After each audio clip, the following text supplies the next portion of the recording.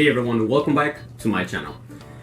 So I want to actually take this video very serious because with so much misinformation out there about Beardie Dragons, I didn't want to add any more to to the pile. Everything that you're about to hear in this video actually comes from the from research of actual vets and actual herpetologists. This is not something that is just me giving you my opinions. Yes, you're gonna hear some of my opinions on this stuff, but the actual information comes from them. So I do want to say thank you so much to Dr. Howard and also Dr. Baines, for letting me use their research. So on everything that I'm gonna put a picture whenever I talk about substrate, lighting, UVB, and also in the video description you're gonna be looking at the links to those videos and those articles. So before I actually show you, the first thing that I want you to understand is the size of the setup. Always, every single setup obviously starts with the size of it. And for Beardie Dragons, I don't know why it's so common, especially here in the US, to put them in a 40-gallon container. Now, I understand, that it's much easier to just go to the store and then buy a tank, because to get a wood enclosure or PVC, you have to order it online, and it is much more money than just a simple tank. But you have to understand that for these animals, it's actually better to always give them a little bit more space. A lot of people say that they're not gonna use the space because they're so lazy, but they will. You don't know that they're not gonna use the space unless you give it to them. And I can guarantee you that, because I actually saw that in my Beardie Dragon. When I first got him, he was in a 40-gallon tank because I didn't know I was actually gonna get him. And then as soon as I knew that I was gonna keep him, I decided to build a 4x2x2. Once he went into that, that enclosure, I call them enclosures, terrarium. He was much more active. And aside from that, I know that I actually tried to give him a little bit more stuff for him to climb, and I also got him the better UVB fixture. So I know that it's not just one thing. You have to try to make the setup basically like a perfect day in the wild, and because that is actually what you're supposed to do. There's so many setups with beds, like for a Barbie, with couches. I don't know where they got the idea, simply because it looks cute. I don't know. I mean, not to me, but that's your decision. And what I like to do is always provide everything as natural as possible. And there's nothing more natural than rocks and wood. So that's what you're gonna see in my setup. And well, hopefully you guys learned something, and hopefully this video is very helpful. Alright guys, so this is my setup. This is a 4x2 by 26 inches tall. This is an enclosure that I made myself. So it is not perfect, but it works exactly how it's supposed to. I have said many times of why a wood or PVC enclosure is much better than a tank, because it will be much easier to reach the temps that you're going for, especially for an arid species like a Beardie Dragon. With a tank, you're gonna be letting go of basically all the heat that you're getting. The first thing that we're gonna talk about is substrate. Now, I have never once considered a substrate to be the actual cause of impaction. Why? Because they live on substrate. Now, I don't even have 6 or 8 inches of substrate. I only have a couple. Why? Because every 3 months I change it. Now, the reason why I do this is because my setup is not bioactive, but I still want to to give him some substrate. And if you can see where it's move around, like here, that's all of his doing, because he actually moves the substrate around.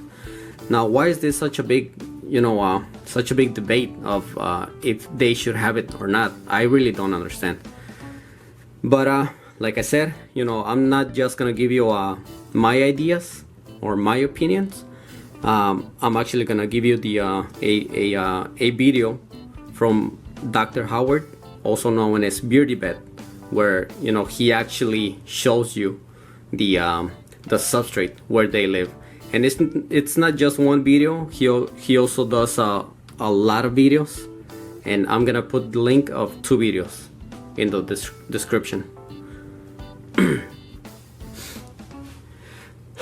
Okay, so after you're done watching the video, if you want to see that first, just so you know, the substrate that I use is organic topsoil and also a washed clay sand. Now, the first time that I mixed it, I think I did about 70% topsoil and then 30% of sand. Right now it's probably about 50-50. The reason why is because I want it a little bit more sandy. So one of the things that it is so mentioned of supposedly why not to use loose substrate is because they're gonna eat the substrate, and that is something that is never gonna happen unless your animal, your beardie, has a mental problem. Then he's not just gonna go and eat the substrate. And besides, you can always use a dish bowl. The only reason why I have one is actually because of worms. For everything else,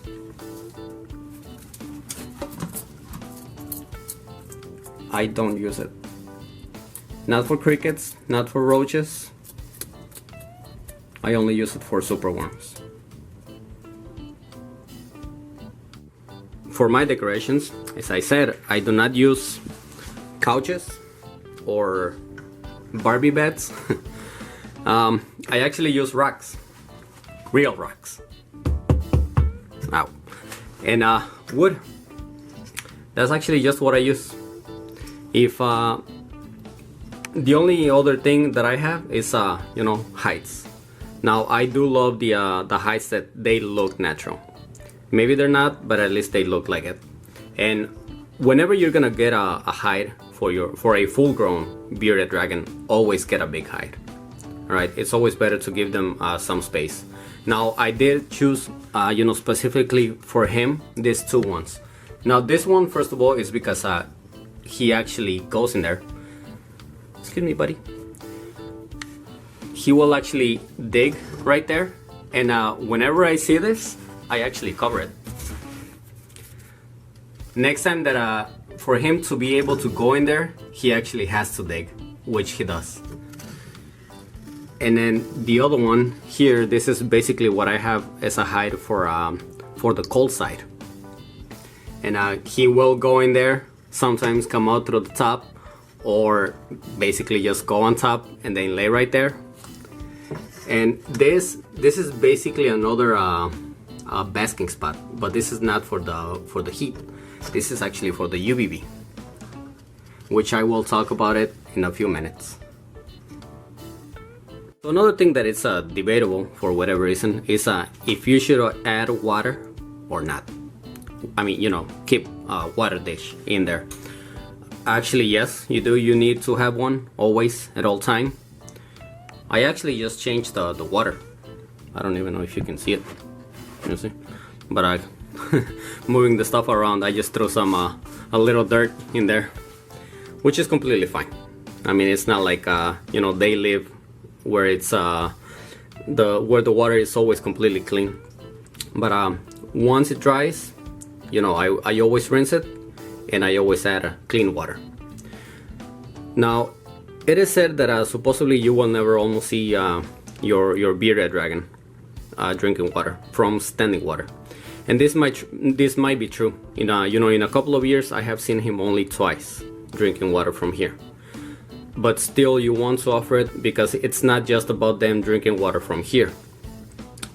It also helps you with the humidity, which, if you can see, right now it's at 40%, which is completely fine.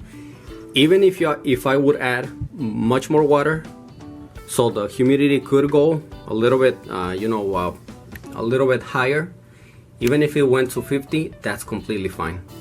I actually missed not all the setup, but basically what I do is mist the hides and the racks once a week.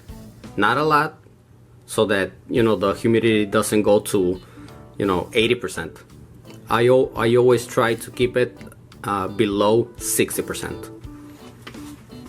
Alright guys, so now to talk about temps, because this is another very debatable topic. Alright, so first of all, the heat bulb that I'm using is a 150 watt Exoterra Intense heat bulb. Now I know that a Part 38 floodlight bulb would be better, but I have not been able to find them. And I ordered them online and they were broken. So for now I'm sticking to that one. And as you can see, my hotspot right now, it's at 116 degrees. It was actually higher, but because I'm keeping the door open, the heat is coming out. Okay, so they need a high basking spot, but pay attention to what I'm saying, because this is why it's called a basking spot, so that one spot around the same size of the dragon is gonna be much higher than the rest. So for example, as you can see right there, it's at 160 degrees. Actually, the floor is even higher, 123. Now we go to a different place, 118, 100. So you get the point. All around it is actually a little bit lower, and this is exactly what you want. So all I need in this enclosure is just this bulb, and it will get the temps to where I want them. Now the reason why you want one spot to be higher is so that they can have the choice to bask. For example, right now you can see that he's not exactly right below the bulb. So they need the heat in order to actually be active, and also in order to properly digest everything that they eat. And as you can see, my cold spot is at 76 degrees, which is one of the good things of using a bigger setup, because this way the temp gradient is much better than what would it be in a 40-gallon tank. Well, like I said, this is a very debatable topic. At what temp should the basking spot be? And to be honest, for all of those people that say 90 degrees, no, that is not enough. And a lot of people say that that supposedly it doesn't get that hot in Australia, where they live, and obviously they don't do the research. Now, like I said, I'm gonna show you here a picture of the research from Beardie Vet, and also in the video description I'm gonna have the link to the video.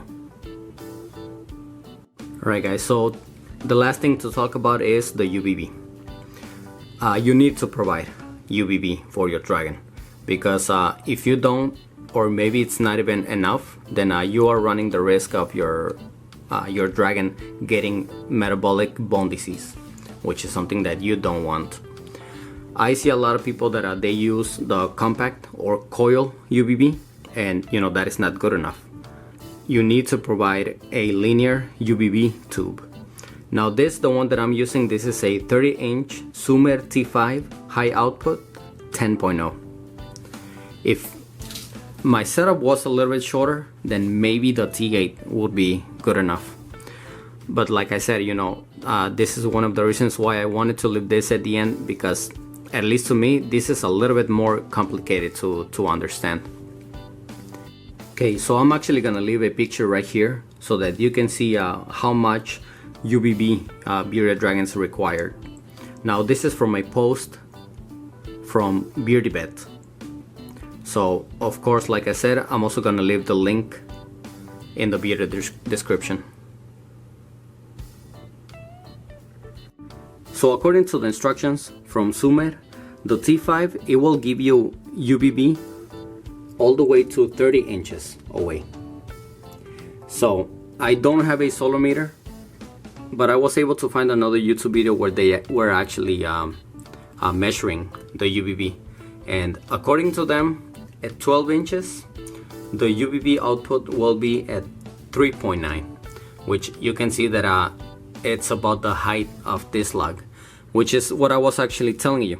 I actually put it this way so that, you know, he can bask right below the UVB, even if he doesn't want to be getting too much heat. And at about 20 inches, which should be about the floor, the UVB would be at 1.8. And of course I will leave the link to their video, so you know, if you want to actually watch you know, the video for yourself, please go there and watch it. So another good choice for a UVB fixture would be the Arcadia T5 plus T3, and I can actually show you a chart reading the UVB output from this specific fixture. Now this is thanks to Dr. Baines. This picture is actually from her care sheet on Beardie Dragons. So like I said, you know, understanding the UVB is a little bit more complicated than the rest, at least to me, because there are so many things that will play a factor on, you know, how much UVB the lizard will actually be taking. So please do your research, because like I said, you know, this is a little bit more complicated, and I know that I am not the perfect person to actually explain things when it comes to the UVB. So, you know, like I said, this is why I'm using this fixture. There is absolutely nothing right below it. It is at the right distance, and you know, providing UVB at 3/4 of my setup. So I'm also going to share a link to one of Dr. Baines' articles, talking about, you know, a little bit more about UVB, but for, you know, just overall, so for every species, because her, you know, her research on UVB is actually incredible. And you know, it is thanks to her that we are understanding a lot more about UVB for reptiles. So you know, please make sure that you go and read it, and like I said, you know, do a lot of research on this. Alright guys, so this is my setup. Now I do want to say that I do not consider this to be perfect. I have actually seen setups that are much better than mine, and if mine was actually bioactive, then I would be happier. But it is not, so I know that it will one day, but for now this is how I have him, and I'm still going to do more stuff in here to try to make it even better for him. And actually in the future I would like to give him even more space, so we'll see in the future. So I really hope that this was helpful. I am not a professional, so you know, I try to explain things as best as I could. And if you have any questions, then if I can, I will be happy to answer them. So thank you guys so much for watching, and please don't forget to you know, like the video, and if you haven't already, then don't forget to subscribe. Thank you everyone.